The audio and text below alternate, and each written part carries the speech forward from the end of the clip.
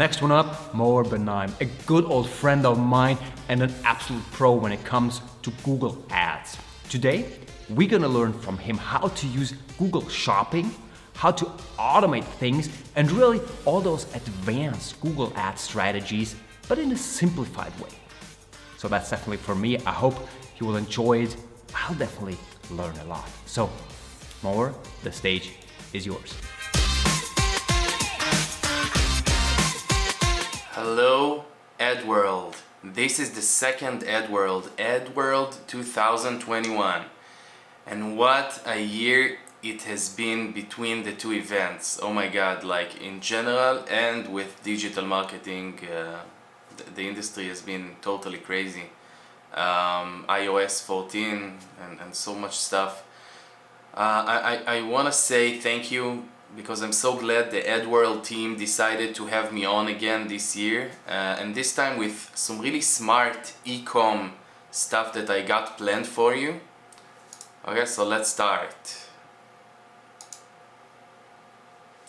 So we're gonna talk about simplifying Google Ads, some really advanced stuff that you can take onto your campaigns, how to accelerate your e-com business, and today I'm going to cover some advanced tactics I use on my own e-com brands and how to implement them into your own Google Ads platforms and campaigns.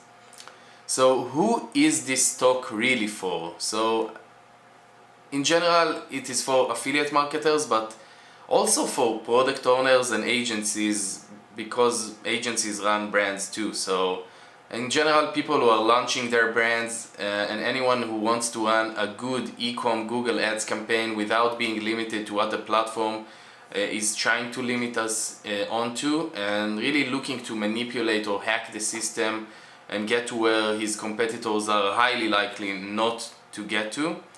It's also for people who are just tired of Facebook ads being really fluctuating and really unstable. Maybe you're looking to scale to another platform because you're currently running on, for example, Facebook or natives, or maybe you have a Google Ads account and you want to scale it too.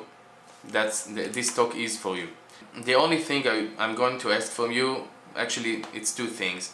The first one is subscribing to my YouTube channel if you liked this talk, and the second one is, if you like the information that I'm sharing with you today, send me a message on Facebook, on Instagram, on LinkedIn. Tell me how much you liked it. It means the world to me, honestly.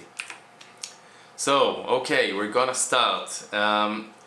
Just saying, this is both for advanced and non-advanced marketers. Anyone who wants to push their knowledge to the next level. This is only also based on tons of consultations.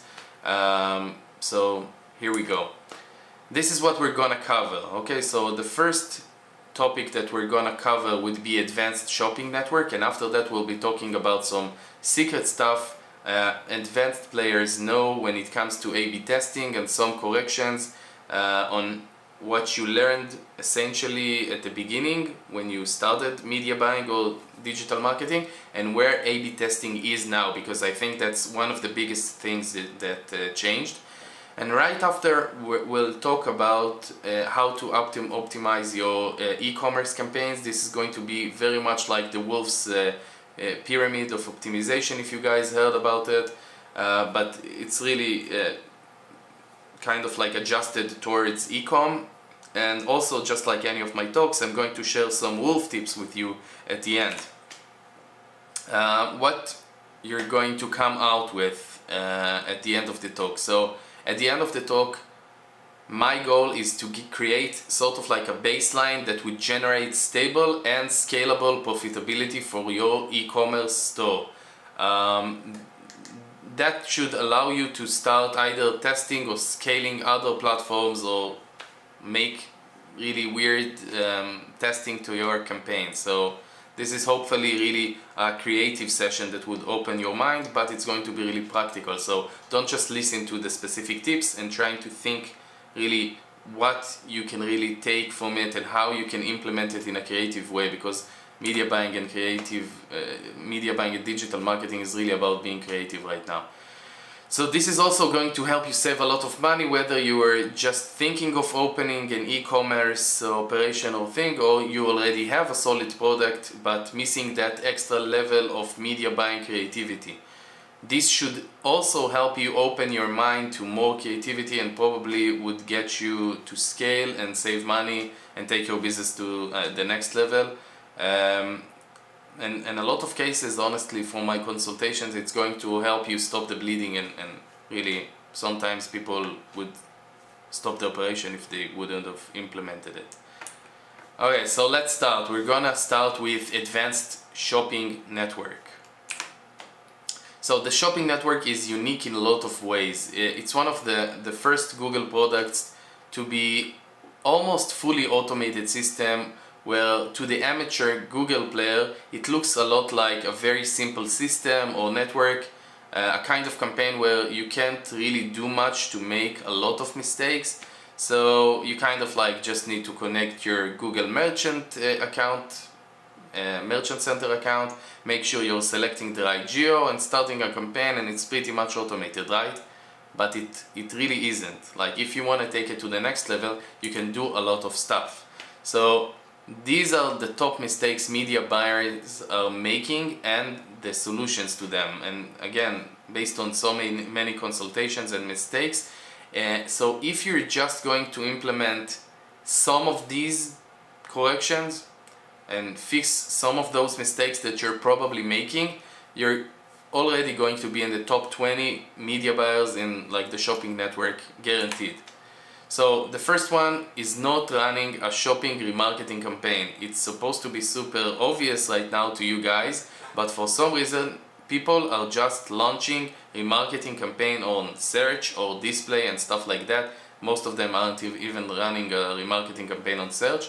But the first type of shopping campaign needs to be up and running even before you do like a top of funnel cold audience campaign, especially if you're running it on another media buying platform.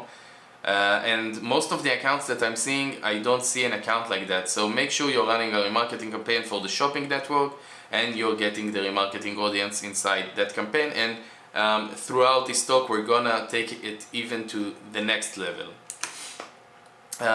So how you do it is get inside audiences, and of course we're going to exclude that audience that you're just including in that campaign on the top of funnel campaigns, the cold traffic. So again guys, this is so important because we're spending a ton of money on top of funnel traffic, and this is exactly how you can grab that lower part of funnel and get that high conversion rate and low CPAs. Also, it's also good as two more like big benefits. The first one would be branding, the second one would be just as a defense tactic. So branding is like when the user enters the site or maybe enters from Facebook or natives or even from the search network, and he'll get inside the research and discovery loop where he tries to compare you and your competitors and stuff, and he's going to search for your brand name or even like product, and your Google ads will appear first. And that's really good because it appears to the customer that you're a solid business, you're everywhere, you're not just another drop shipping guy who wants to make some money. And it's also good as a defense technique because your competitors are going to try and bid you out of the search terms and search results. So this is a good way to stay on top, at least for those who already entered your site.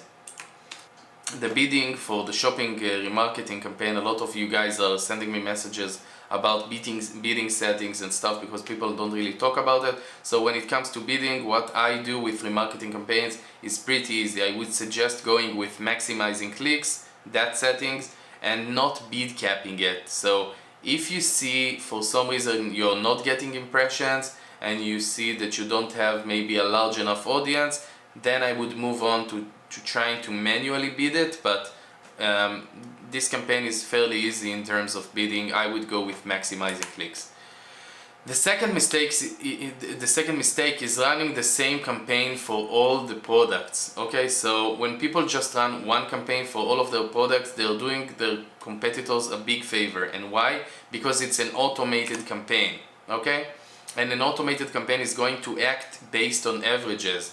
What it means is that basically when you have an underperforming product, it's going to affect the others by limiting their bids. As a result, of course, you're going to limit the number of impressions and clicks and conversions that you're going to get from it. Okay, so since not all products are using the same keywords and you're not bidding on the same keywords, you shouldn't put all of those products in the same campaign.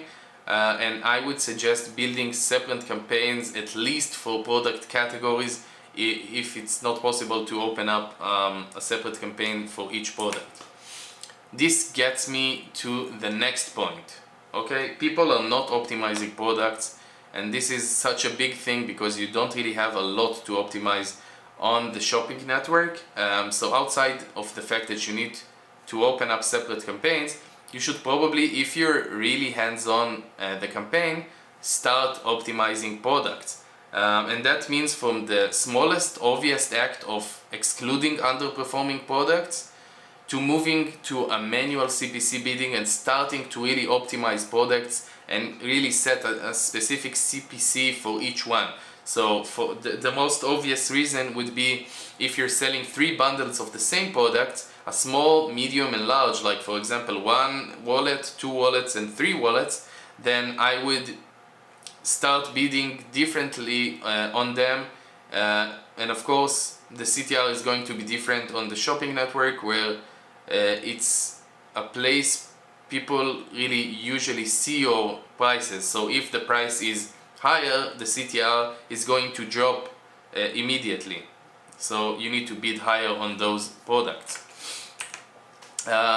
So even when you are running an automated campaign, okay, just like you would optimize placements or keywords, products have to be optimized.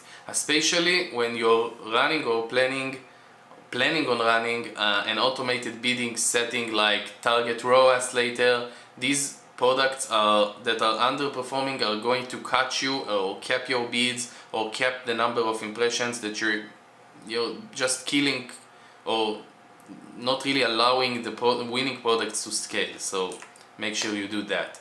The next thing would be negative keywords. Okay, this is also something I saw people missing out on, and I think that if you're running in an automated bidding, just like I said before, just like target ROAS or maximizing clicks, the system is kind of like going to kill the underperforming keywords, right?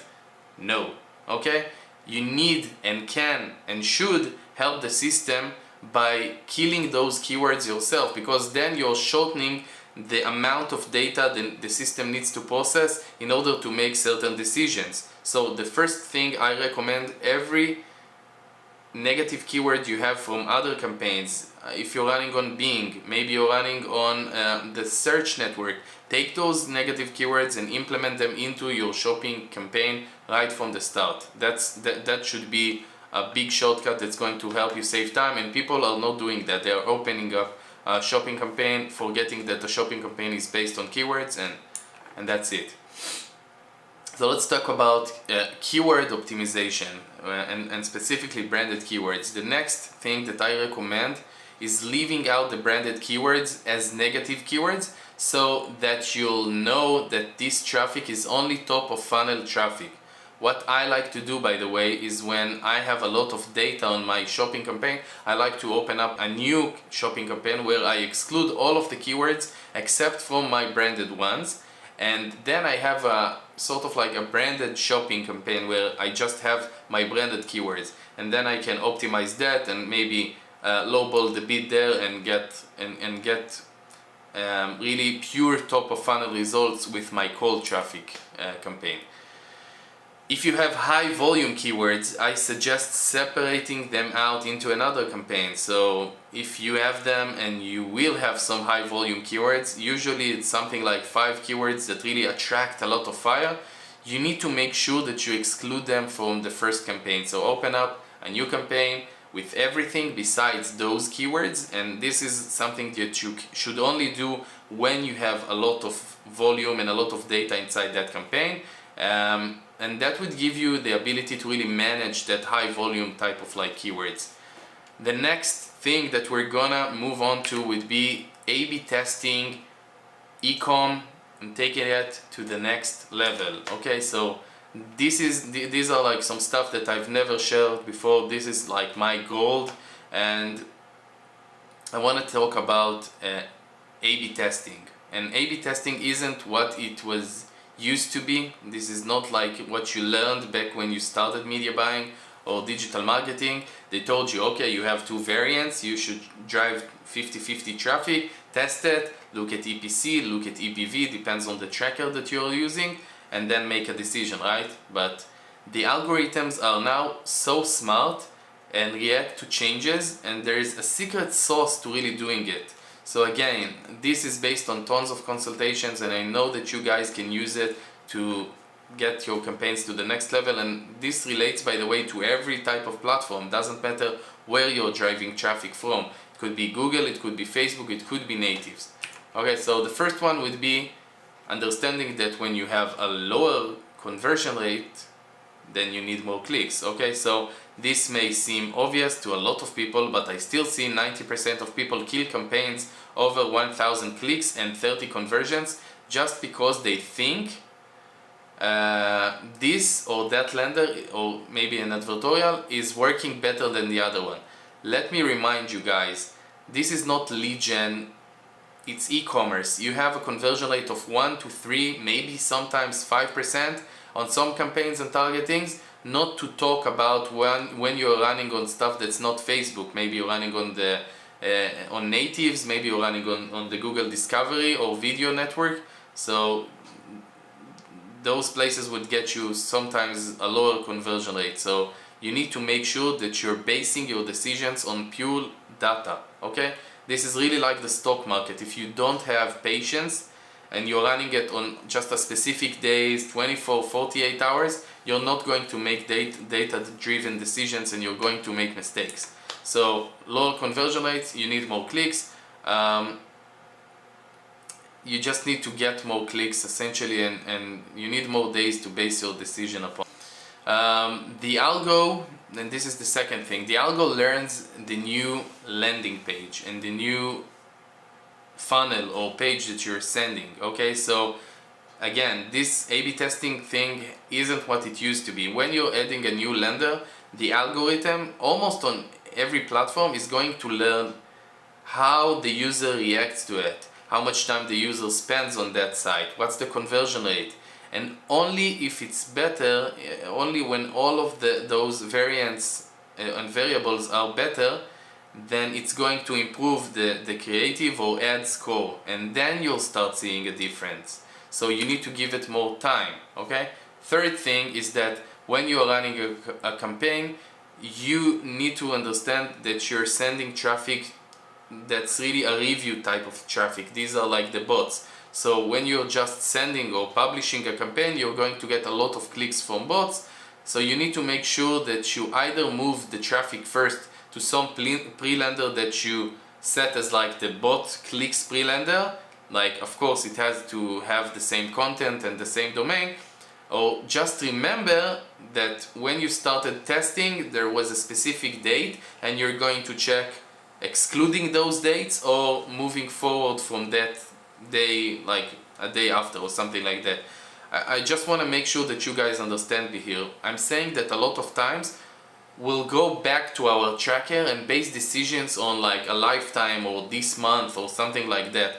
And this type of like date segment includes a lot of bot traffic from the review bots from that media buying platform, and you need to make sure that you're sending all of the non-real traffic to another place so that your data and your this A/B testing decisions would be pure, because a lot of times we're updating creatives or uploading new creatives. I want to talk to you guys also about A/B testing different campaigns and platforms on different links and flows. And this is one of the biggest, if not common, mistakes or things that just people are missing out when they do A/B testing. So when people do A/B testing, they'll create one campaign for all targeting and for all platforms, and they'll just start moving traffic. So everyone who is doing that honestly should just be punished. So guys and girls, every platform and every campaign and every targeting inside that campaign has their own life, their own learning cycle, their own creatives, and they're going to react differently than others. So please, when you are running a campaign, you need to make sure that you segment your campaigns and A/B testing, and you'll see that some, I've seen the biggest difference with CBO campaigns. Some certain CBO campaigns would convert better on other pre-landers that even the same platform on the same ad account is running. So this is just grabbing cash out of the flow because it's going to give you the easiest conversion rate lift that you've ever had. My last thing that I'm going to share with you regarding A/B testing is the optimization pyramid, or actually I'm really wanting to say that you need to always prioritize the landing page CTR when you're just starting to optimize. Okay, so when you're just uploading a new campaign, or you've uploaded a campaign a couple of days ago, you want to start optimizing, you don't know how your creatives are going to react and how the landing page is going to react. That brings me on to our final thing for this talk. Okay, it's really connected, but I wanted to separate it because it's a big thing. We're gonna talk about e-com optimization flow. So what and who and how do I optimize first? So when I'm running a campaign, an e-commerce campaign on Facebook, on Google, or natives, for example, what do I optimize first? Do I optimize the time schedule? Do I optimize the placements? Maybe do I optimize the creatives? Because there are so many things, and everything that you optimize is going to impact the rest of the campaigns. So you want to get the best results possible, but you don't want to kind of like cap your volume moving forward. So what I usually do, since we're just starting a campaign with this example, is prioritize the signals from the platforms and how much signals the platforms need. So I'm going to let the systems run traffic to the highest conversion rate version. So just like we talked about earlier, we don't prioritize the earnings per visit or earnings per click at the beginning. That's just for losers because they're looking at the really short term, the next day, the next week. We're in it for the long run. We're building an e-commerce campaign, and we want to make sure that what we're doing is really building that stability moving forward. So we're not looking for what and how much money we're making right now. So especially with tracking changes that are happening and would come, we need more signals and more conversions. And when I'm saying that the changes that are going to come, I'm talking about stuff that's going to cap the number of signals that you're going to get, just like iOS 14 and stuff like that. So that's one of the most important things ever, because people who are A/B testing usually look at EPV or EPC and how much money they're making on that click, and that's okay if you're running a single priced product or have a specific payout that's really static as an affiliate, but most of the times you're gonna have upsells and downsells and different price points and different bundles, and you don't wanna look at the EPC, you wanna prioritize the landing page CTR. So that's exactly what I think that you should prioritize, at least at the first couple of weeks, and then you can move on from there. And the reason for that, and one of the biggest reasons people get low creative scores and higher CPCs after a couple of days or weeks, and they get limited learning, and the system can't really get enough signals to get out of the learning phase. So they always kind of like try and fix it with reinventing and getting more creatives onto the account, when in fact all they need and their main problem would be their landing page conversion rate. So this is something that all the systems check, from Facebook to Google. your conversion rate sucks, when your landing page experience sucks, it's going to have a direct impact on the creative optimization and score, and then it's going to change everything essentially. So let's talk about some wolf tips. Okay, so I already gave you some amazing wolf tips in this talk, but I'm going to give you two major wolf tips to take on. The first one is going to be really about what we talked about. Okay, so the shopping remarketing thing, and I told you that I'm going to take it to the next level. There is another thing and another layer people are missing, and this is really for not advanced players, but really people who have a lot of data, a lot of purchasers, and they want to take it to the next level and really care about the LTV, the lifetime value. So up until now, you've had your normal remarketing campaign, and now you also have a top of funnel campaign, right? That's great. What I suggest is that you're gonna take the remarketing to the next level by adding two more remarketing campaigns and segments. One for people who abandoned their carts, and the other one is for past customers. Okay, so just like the remarketing campaign, you're going to exclude those segments from the top of funnel campaign and the general remarketing campaign that we've set up, and what you're gonna end up with is essentially having another campaign for a different type of segments. People who abandoned their carts don't have to see the specific products and the specific price points as people who maybe bought from you in the past, or for example people who just got in the website and never even abandoned their carts. So it's just like taking everyone's talking about taking advantage of the data and the customer data, and this is really implementing that into the campaign. So what I suggest is that you're gonna end right now, when you have those campaigns up, you're gonna add products that are going to appear just in those campaigns. So for example, discounted prices for people who abandoned their carts and stuff like that, or high value packages for people who are past customers.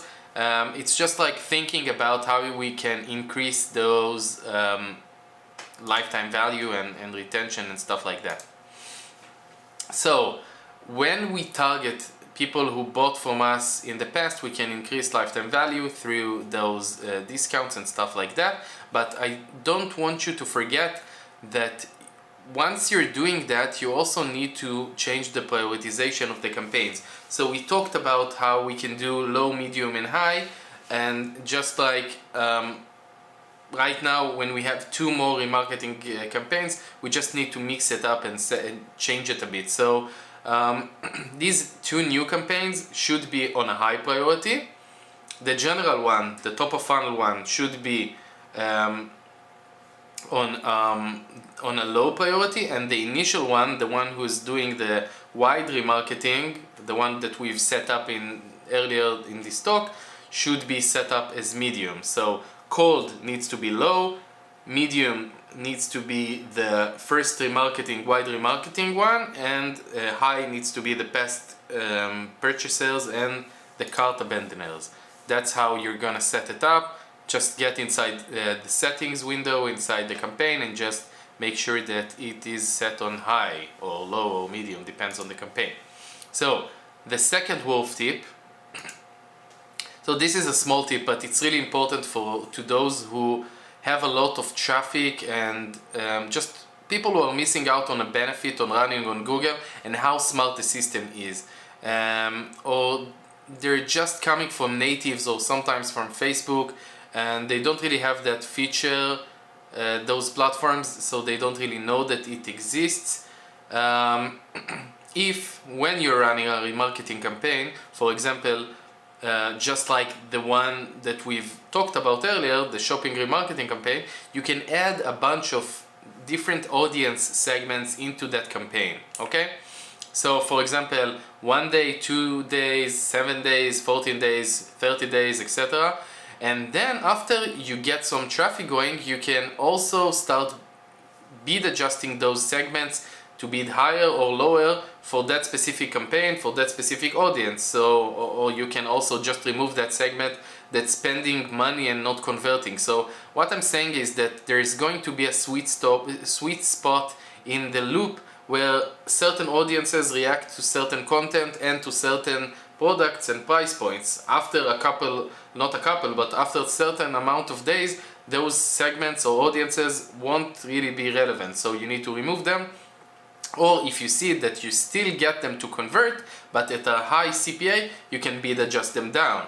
Okay, so for example, you might see that the 1-day remarketing audience is converting amazing, and you can just bid adjust it higher. Or you see that the 30-day audience is acting really bad, so you can bid adjust it lower. So also, again, a reminder, don't forget excluding those audiences from the main campaign because you don't want to create an overlap.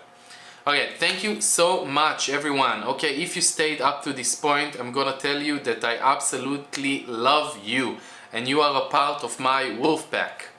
I know that you liked the knowledge that I just shared with you, and if you did, please send me a message and tell me what you liked best and what you're gonna implement in your campaigns. And of course, don't forget subscribing to my channel for a lot more videos and information, and for just to keep me motivated and sharing this knowledge.